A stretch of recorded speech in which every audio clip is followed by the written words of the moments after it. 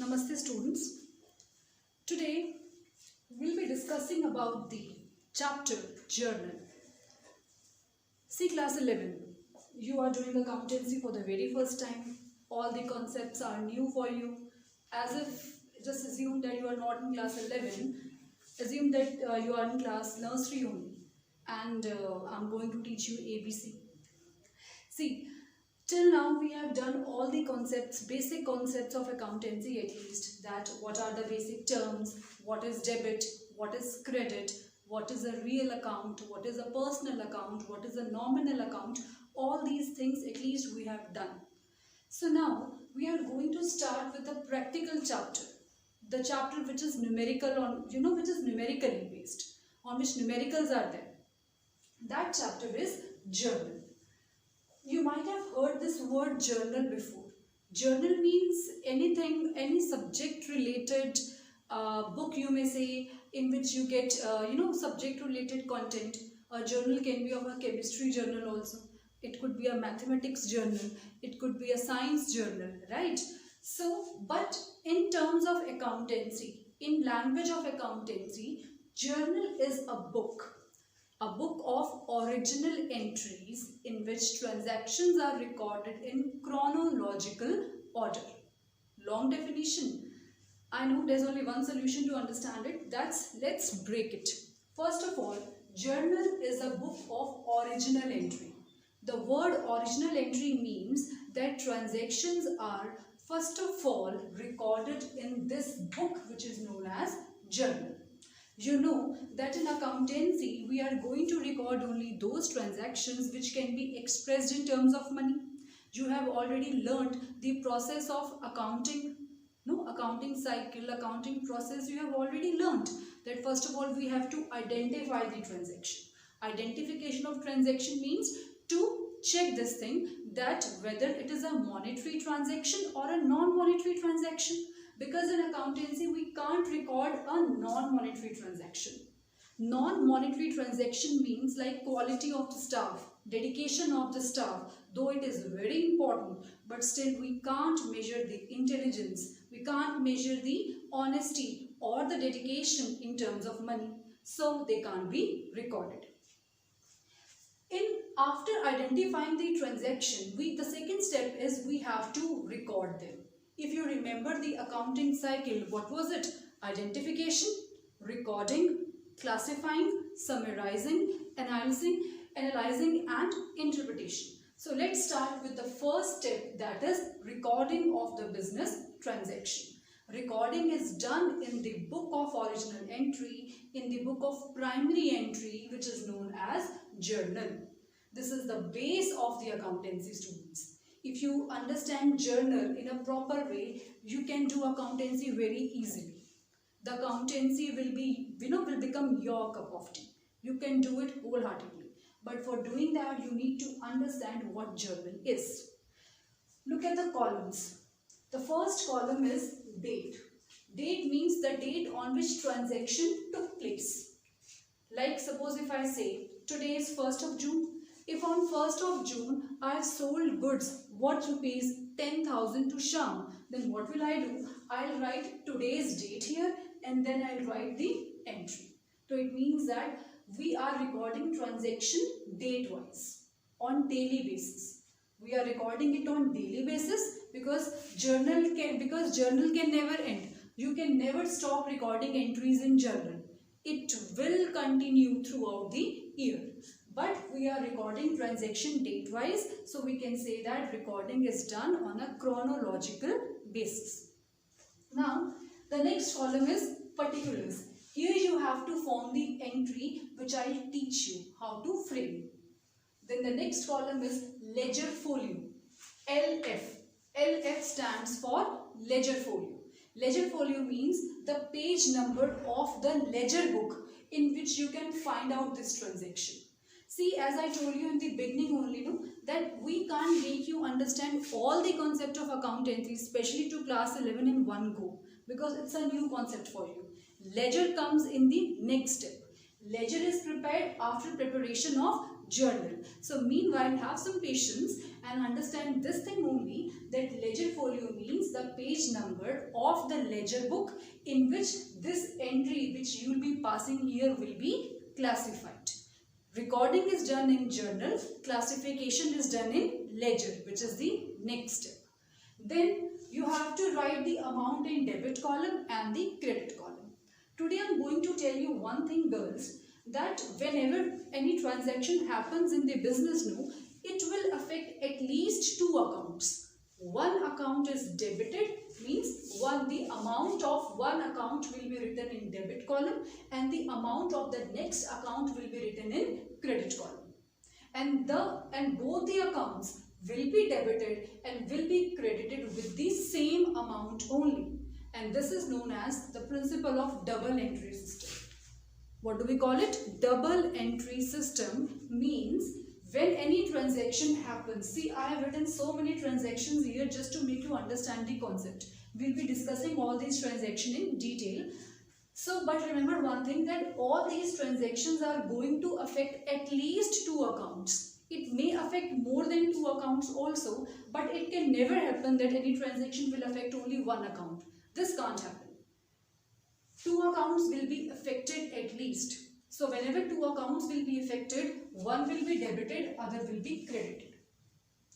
Let me tell you the meaning of debit and credit once again. Those who are little doubtful in this, debit and credit is nothing but the two sides of an account. If I say a T-shape account, you have seen English alphabet T, right? You have seen English alphabet T. The left side is known as debit side and the right side is known as credit side. Either we have to record transaction on this side of an account or on the credit side of an account. Only this we have to understand, what will go in debit and what will go in credit. Before starting these transactions, let me tell you about the golden rules of accountancy. You know the golden rules very well. First is debit, what comes in, credit, what goes out. And this rule is applicable to real account. And real account means the accounts of all the assets of the company. That whenever any asset comes into the business, debit it.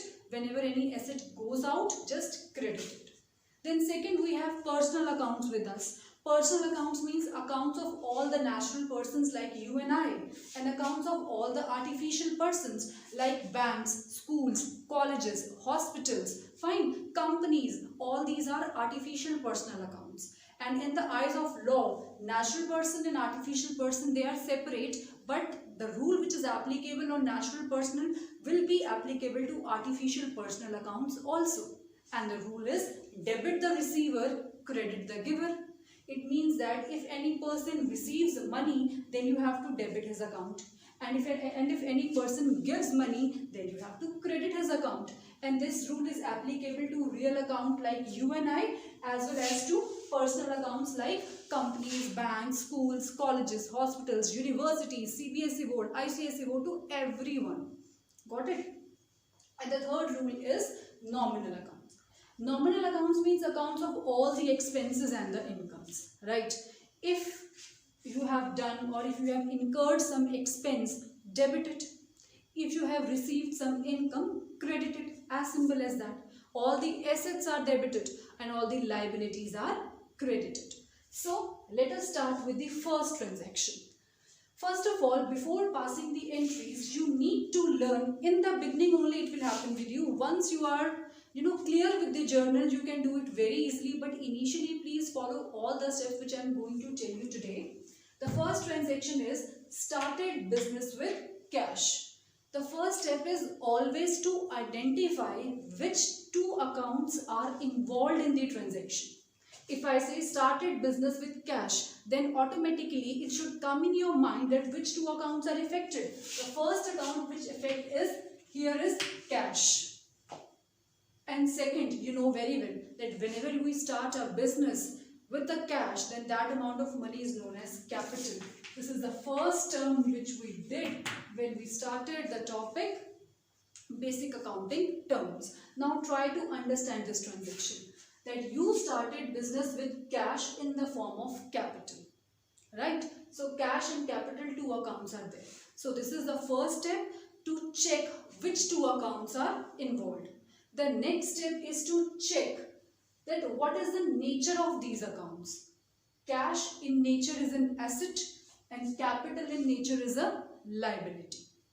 When we start business, and you know this thing very well, students, that we are learning how to make accounts of a business, not of a businessman. In the eyes of law, the entity of the business and the businessman both are different. They are not one person's, rather they are two different persons. So the money which the businessman has invested in the business, that money is known as capital. It is a kind of liability for the business, right? So now just because of this transaction, the money has come into the business, right? And cash is an asset. So and on assets, the rule of real account will be applicable. So now as cash is coming in the business, so cash will be debited, right? And capital becomes a liability for us. Or you may assume it, or you may understand it from this point of view also, that capital is a personal account, students, because you know capital is invested by a person. This thing we have already done. And now in this entry, the person is giving capital to the business, right? So we have to credit capital account. So now how to write it? See, let the date be June 1 only. So write the date on which the transaction take place. Cash is coming into the business. So write here cash. Then write the word account, A/C. Cash we have to debit because the cash is coming into the business. So cash account debit. Correct? And now what are we going to credit? We are going to credit here capital. Because capital being a liability and capital is given by a person and capital is a personal account also. So write here to capital account. Now the business has been started with rupees 5 lakh. So write cash account debit. Now as cash account is debited, so write the amount in debit column for cash. 5 lakh. Capital is credited, so write rupees 5 lakh on credit side. And then we have to write narration in bracket. What is narration? Narration is the summary of the transaction. Like instead of writing the whole transaction here, we just write in few words, in brief, that what this entry is all about. This entry is all about the starting of business with cash. So write the same thing in short. Narration is always started with the word for, or you may use the word being. That's up to you. For or being. How will you write? For business started with cash. Or being business started with cash. And then draw a line here which shows that one entry is over. Move to the next transaction now. Next is purchased goods for cash. Again we have to start with the process. We need to understand which two accounts are affected in this transaction. The first is goods and the second is cash. It's very clear that we have purchased the goods and cash has gone out of the business. Correct? So goods and cash, both goods and cash are real accounts because both are assets. And now the rule of real account will be applicable, that debit what comes in and credit what goes out. So purchase goods for cash, it means goods comes in and cash goes out. And the rule says that debit what comes in and credit what goes out. So now as goods have come into the business, so we should debit here goods account. But please make a note. Note down this thing, that whenever we purchase goods, instead of using the words goods, we write the words purchase. Whenever we purchase goods, instead of writing the word goods, we write the word purchases. So as goods have come into the business, suppose this transaction take place on June 2. Let's say. So write here June 2. Goods have come into the business. So write here purchases account will be debited, and what goes out of the business? Cash to cash account. And then write narration in short for goods purchased. Yeah, being goods purchased. And now look at the board. The amount is 10,000. So write in debit column 10,000. This 10,000 is for purchases, and write in credit column rupees 10,000, which shows that cash account has been credited with rupees 10,000 and purchase account has been debited by cash. Got it? So now you can see that, as I told you, that under double entry system at least two accounts are affected. You can see in both the entries at least two accounts are there. One account is debited, other is credited. One account is debited, other is credited. Please be very clear in writing amounts on the debit or on the credit column. If you make mistakes in writing the amount on the debit or in the credit column, your question may go wrong. Initially it happens with everyone, but with the passage of time, with practice, you will get perfect in it. Move to next transaction now. Next is purchase goods from Mohan. Read the third one. Purchase goods from Mohan. What you can understand from this? That you have purchased goods but from Mohan. I have not used the word for cash here. It means it's very crystal clear that this transaction is not a cash transaction. Cash transaction means this transaction is not of that sort that goods have come in and cash has gone out. What is happening in this transaction? That undoubtedly goods have come into the business, but we haven't made payment to Mohan yet. We have not made payment to him yet. It means that Mohan becomes our creditor. And you know that the one from whom we buy goods on credit, that person is our creditor, and creditor are the liabilities for the firm. So now we are purchasing goods from Mohan in this case. So Mohan becomes our creditor, and creditors are the liabilities for the firm, because ultimately firm has to make payment to Mohan later on. Though we haven't made payment to him yet, but obviously we are going to make him for sure. So let this transaction happen on June 3. I am just taking fictitious dates. Okay. So goods have come into the business. So as I taught you just now, that instead of using the word goods, we have to use the word purchases when we purchase goods. So entry will be purchases account debited. Now in this question, cash has not gone out of the business. Rather, Mohan becomes our creditor. Creditors are the liabilities, and the balance of all the liabilities are credit. So you write here purchases account debited to Mohan's account. And one more thing, girls, it's optional whether you want to write account word after any personal account or not. Means personal account means like Mohan account. Instead of writing Mohan account, you can simply write to Mohan also. Instead of writing Sohan's account, you may write to Sohan also. Means it's not mandatory to use the word account after every personal account. But after every real and nominal account, you have to use the word account. Like in this case, cash is real, so I have to use the word account. In capital, it's optional. Like purchases here is nominal account, so I have to use the word account. But in case of Mohan, which is a personal account, it's an option. So put a line and write narrations, though I'm not writing, but you have to write narration after each and every journal entry. And what could be the narration in this case? That for goods purchased from Mohan or being goods purchased from Mohan on credit.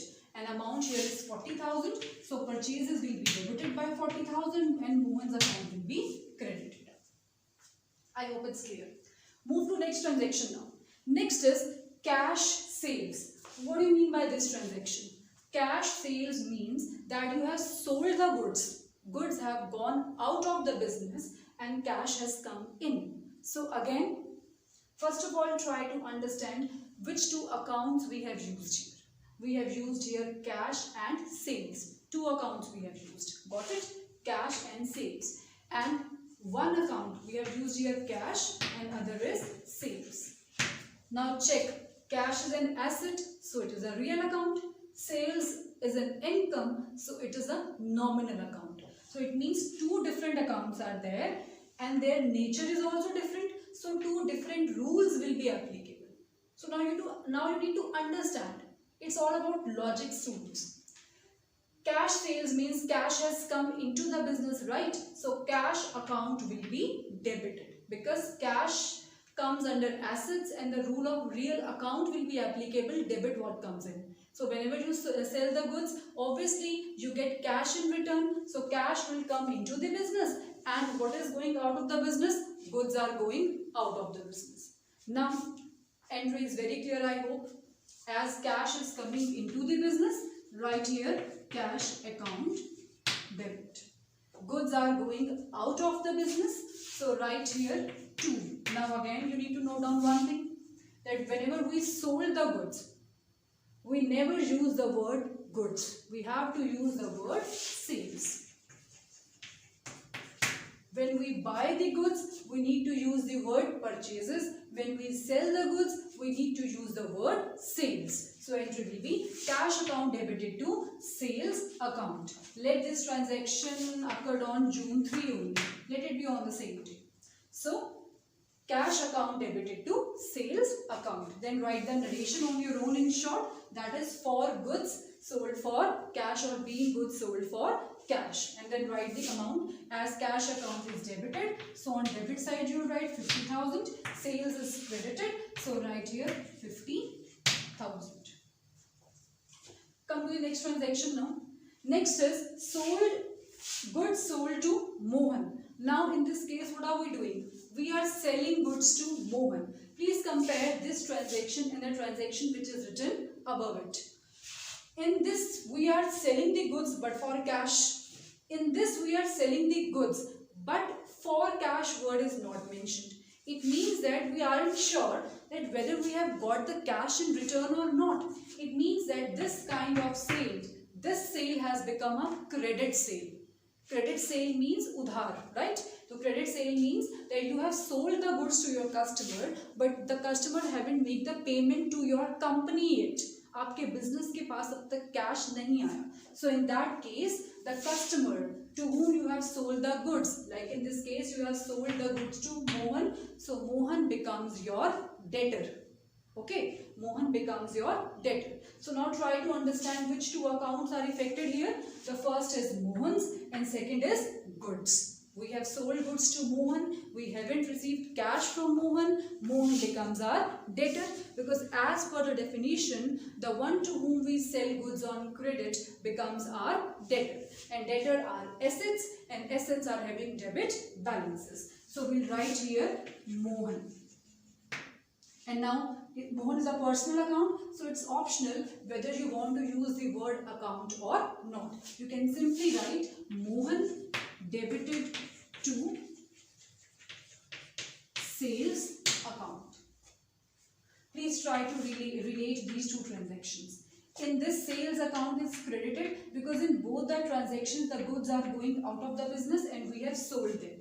But what is the basic difference between these two transactions? The difference is here the goods are sold for cash.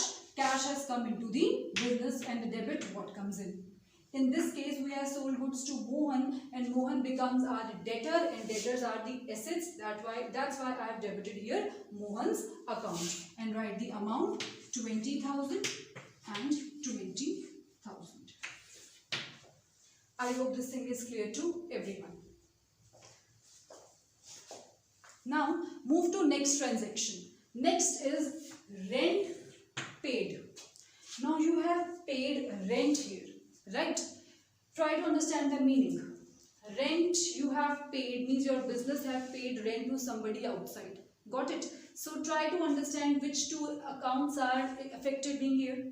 The two accounts which are affected here is, one is rent because we are making payment of rent only. And you know that whenever we make payment of something, that payment always goes in cash. So it means that rent and cash, two accounts are involved. Rent and cash, two accounts are involved. Now rent is a nominal account. cash is a real account. Got it? Now try to understand. If you are making payment of rent, so are you incurring an expense or you are receiving an income? Think. If you are making payment of rent, obviously you are incurring an expense. So, as per the rule of nominal account, all the expenses are to be debited. So, it means that while passing the entry, we need to make sure one thing, that rent should be debited. And now while making payment of rent, cash is getting out of the business, cash goes out. Now, cash is related to real account. So, try to understand the rule. Real account says that whenever any assets goes out, it should be credited. So now in this case, basically what is happening, rent we are like paying, being an expense, it should be debited, and cash is going out of the business, so it should be credited. So entry becomes rent account debited to cash account. I'm writing here only, check.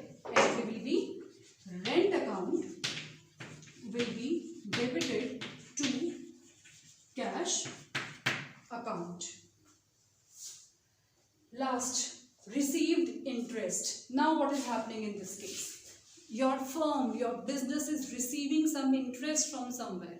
So is this interest an income for you or an expense for you? Think. I think whenever you receive something from somewhere, it is always an income for you, students. So now in this case, as you are receiving the interest, this interest becomes an income for you. And now income belongs to nominal account, and the rule of nominal account is debit the expenses, credit the income.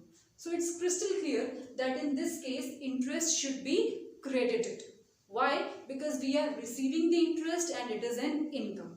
But now think, if I am receiving interest, then this interest is received in what form? It is also very clear. We always received interest in the form of cash. It means that received interest means that cash is coming into the business, but in the form of interest. And whatever that comes into the business should be debited. Reason, cash is an asset. Asset falls under real account, and the rule of the real account is debit what comes in and credit what goes out. So now as cash is coming into the business, so our journal entry will be cash account will be debited. Cash account will be debited and interest will be credited. Interest will be credited. Why interest is credited? Because interest is an income. And the rule of nominal account will be applicable on interest, debit all expenses, credit all incomes. Now as interest is an income, so it should be credited. As cash is coming into the business, so it should be debited. I hope these simple entries are clear to you. In the next lecture, we'll be discussing about further more entries. Keep on practicing, keep on working hard. See, it's clear that initially you feel that so many things are coming up together and we are feeling, you are facing the difficulty in understanding accountancy. But believe me, students, accountancy is the most interesting subject out of all the subject of commerce. It is little logical. You need to be little brainy. You need to practice a lot, and then it becomes your cup of tea very easily. So keep on practicing, keep on working hard, and keep utilizing your time in a positive way. Make best use of this quarantine. Thank you.